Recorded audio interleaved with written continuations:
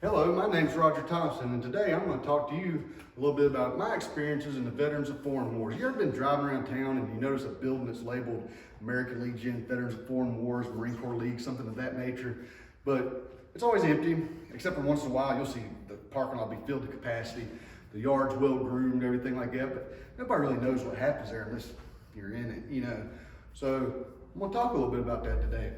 The VFW was founded in 1899, and the only real requirement to be a member is you have to be a member of a foreign war, meaning you have a campaign medal from a war, meaning you have an expeditionary medal from some branch of service.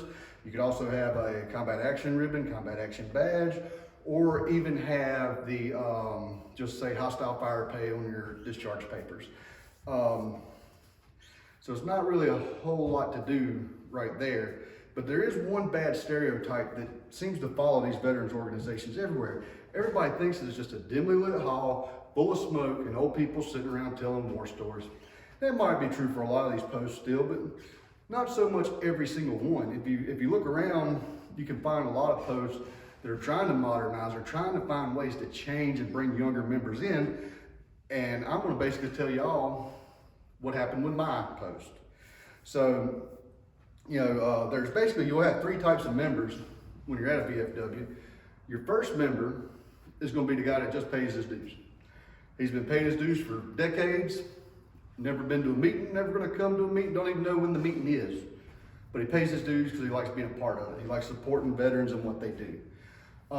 Then you've also got the guy that's going to show up. Doesn't matter what you're doing, what's going on, they're going to show up. They're going to be at every meeting, they're going to be at every event. They're going to vote on everything, but they don't want to hold an office or anything like that. They just want to be a part of it. Then you got your third type. That's the person that does everything.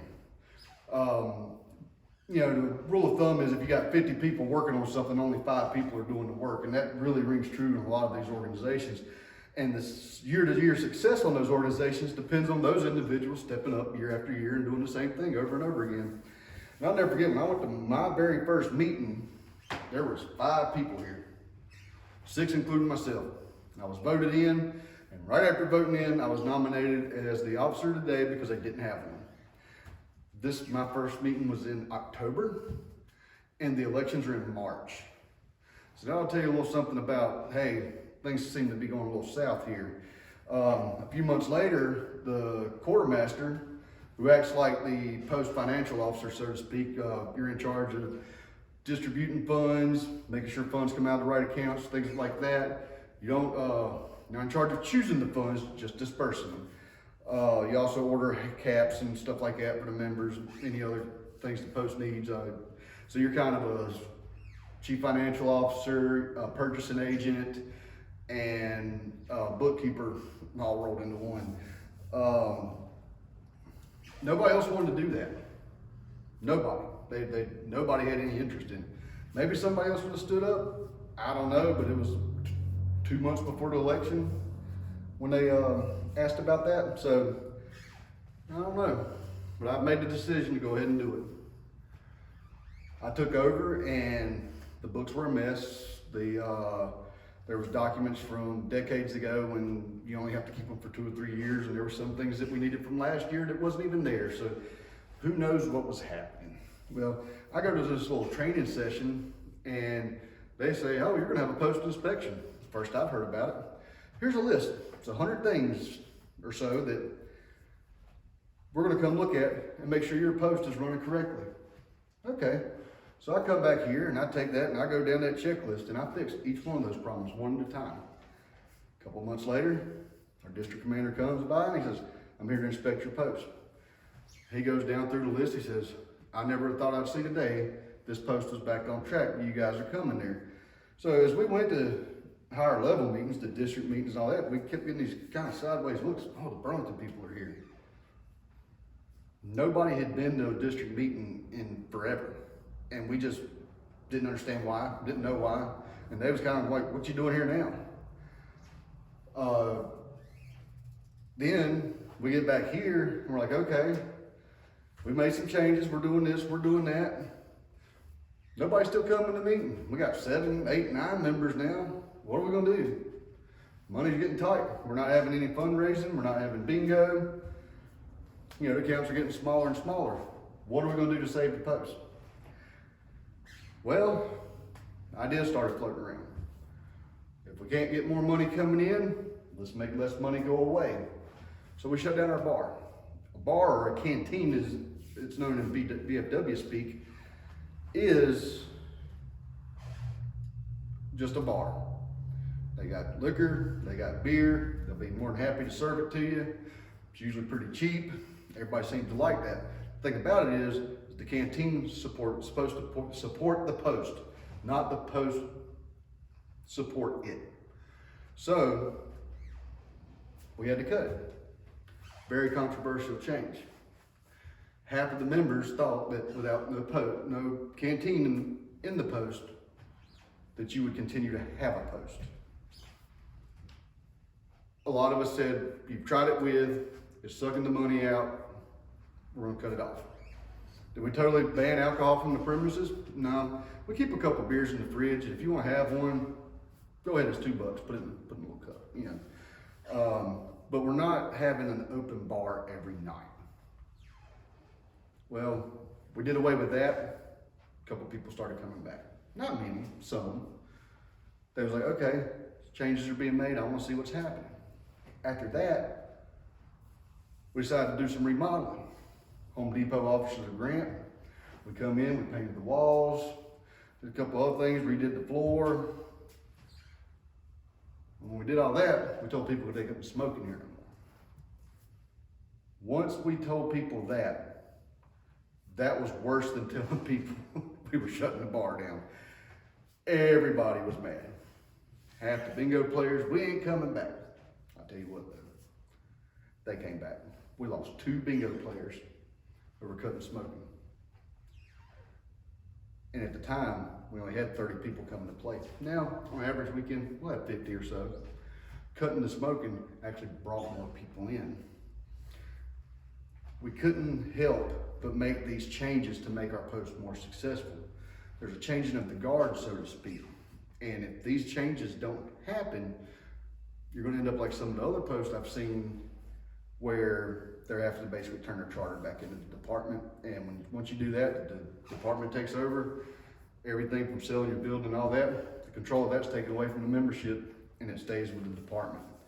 There was times that my integrity was in check. I was asked to do things that weren't by the book or correct, and I had to stand my ground. I had a district commander calling me, telling me I was going to do certain things, and I was telling him, no sir, I'm not. That's not the right way to do it if you'll see the bylaws. And it caused some issues, but I just kept right on pushing with it. And sometimes, when you do like that, you have to ask difficult questions too. Not long after I became the post quartermaster here, there was an instance where the state quartermaster was actually embezzling money. Now that just doesn't sound right. How is a guy that high in a veterans organization going to be taken out from under the table? So the department, or state commander, if you will, he came by and talked to us. When he did, he said that, we went through the last 4 years of the books and we could see where he started and kept taking more and more money. So I asked the question then, I said, is he audited? He said, well, no, not really. I said, well, how is the state level not audited? But here at the post level, the very basic level of the VFW, I'm audited once a quarter by the trustees. Oh, you could hear the pin drop in this room. Nobody thought about that. And he didn't have an answer for me that day. I never got one. When I come in here, I wondered, I was like, what happened to make it like this? Why is there only 5 people here? And I went to looking, the books weren't in order, things were everywhere. We didn't have a lot of money left. I think a lot of people just wrote it off or had figured that it wasn't going to change, and they had, so they were just going to go away. It's a long, hard road. It really was. I had a lot of late nights, no free time. I'd get off work and it would be the 31st. Our meeting's on the first Thursday of the month. Well, 31st is on a Wednesday this month. Your financials have to be ready tomorrow.